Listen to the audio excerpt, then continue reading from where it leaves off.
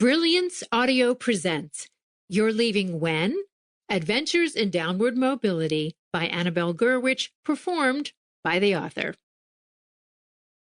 It was the worst of times. It was the worst of times. My friend Sasha and I are meeting up for an impromptu lunch.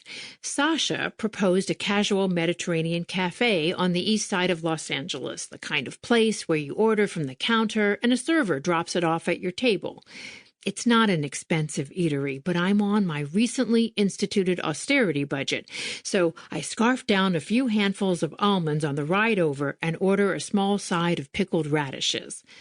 Sasha gets a lamb kebab salad, and had I known she was picking up the check, I would have ordered that too. Drizzled with creamy tahini dressing, it looks and smells delicious. When she invites me to tuck into it, I accept with an amount of enthusiasm that startles us both. Thank you, I gush, as though I hadn't eaten in weeks, which is not true. If anything, I've been stress eating. It's just that lately, even small gestures of kindness seem as precious as winning the lottery.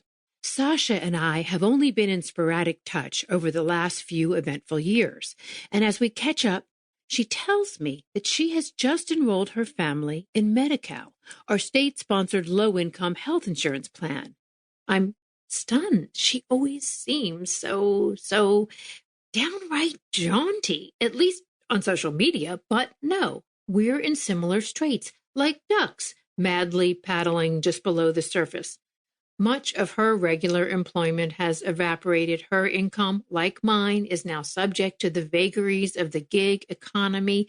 Decades of maintaining a manageable, if sometime marginal, stability have imploded, sending us on a roller coaster of emotional and financial mobility, a decidedly downhill ride.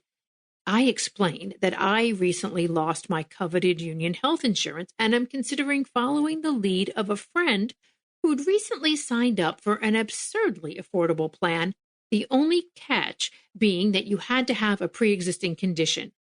What is it? I might already have it, Sasha said, hopeful at the prospect of lowering her overhead even more.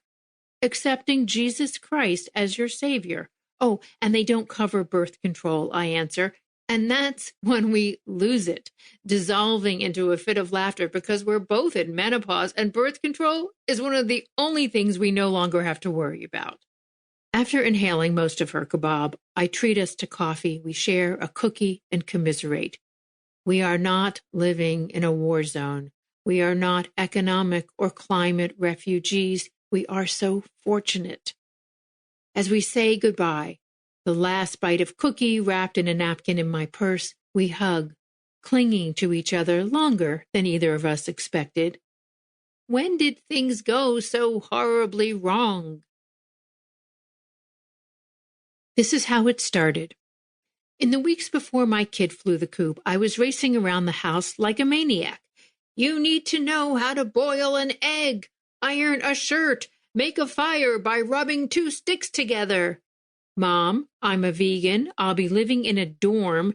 You don't know how to start a fire without matches, and nobody irons anymore. We don't even own an iron.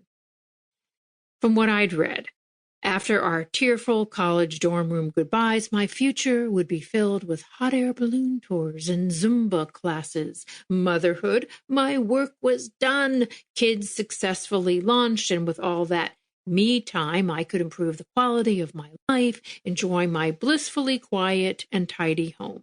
Maybe I'd learn to make soup from scratch. My husband and I would rekindle our waning desire for each other. Not only that, I was excitedly planning on replacing the living room sofa we'd had since before we'd gotten married 20 years prior.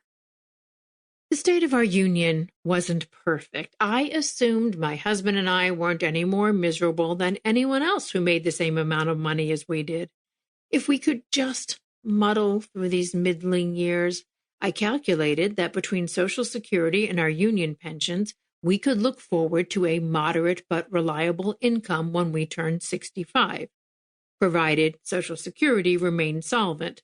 Provided our union pension plan didn't implode, provided I could keep providing an income as I was the breadwinner at that point. That was a lot of provideds, but I was counting on them.